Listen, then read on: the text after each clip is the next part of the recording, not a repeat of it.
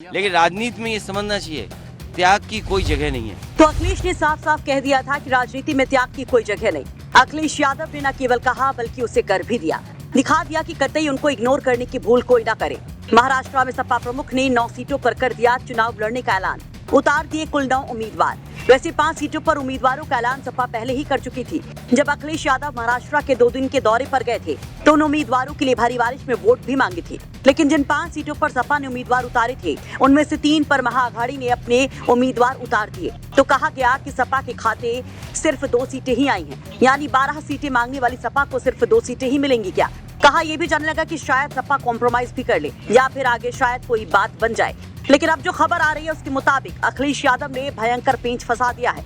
वैसे खेला गजब हो रहा है। 2 दिन पहले अखिलेश यादव ने इसके संकेत भी दिए थे।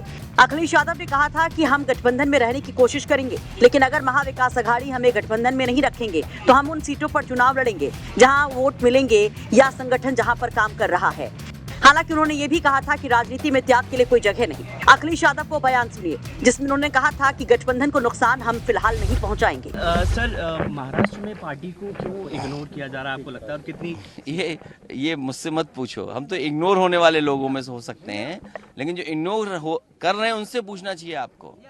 तो कितनी सीटों पर सर लड़ने का फैसला? देखिए, समाजवादी पार्टी के प्रदेश अध्यक्ष तय करेंगे जहां संगठन होगा, और पहले कोशिश करेंगे कि हम लोग गठबंधन में रहें। अगर वो गठबंधन में नहीं रखना चाहते हैं तो वहीं पर लड़ेंगे जहां पर हमारी पार्टी को वोट मिलेगा, या संगठन है जो पहले से काम करते हैं वहीं पर लड़ेंगे, जिससे कि गठबंधन का नुकसान नहीं हो। लेकिन राजनीति में ये समझना चाहिए त्याग की कोई जगह नहीं है।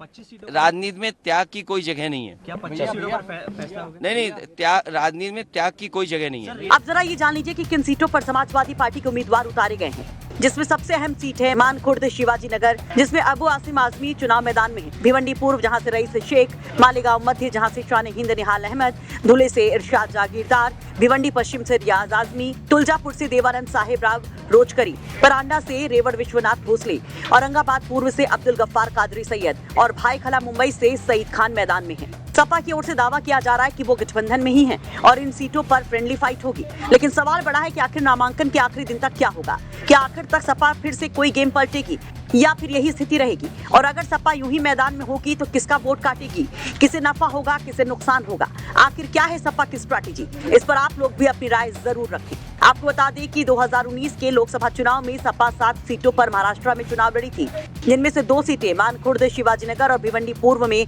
उसको जीत भी मिली थी। मालेगांव सेंट्रल सीट और धुले सीट पर ओवैसी की पार्टी को जीत मिली थी। वहीं यूपी उपचुनाव में भी इंडिया गठबंधन में सीट शेयरिंग को लेकर आखिर तक पेंच फंसा रहा और बाद में कांग्रेस उपचुनाव नहीं लड़ती। गठबंधन के तहत सपा के उम्मीदवारों का ऐलान सभी सीटों पर किया जाता है। तो क्या कुछ वही हाल महाराष्ट्र में भी होगा? ये सवाल बड़ा है। लखनऊ से कुमार अभिषेक की रिपोर्ट, यूपी तक।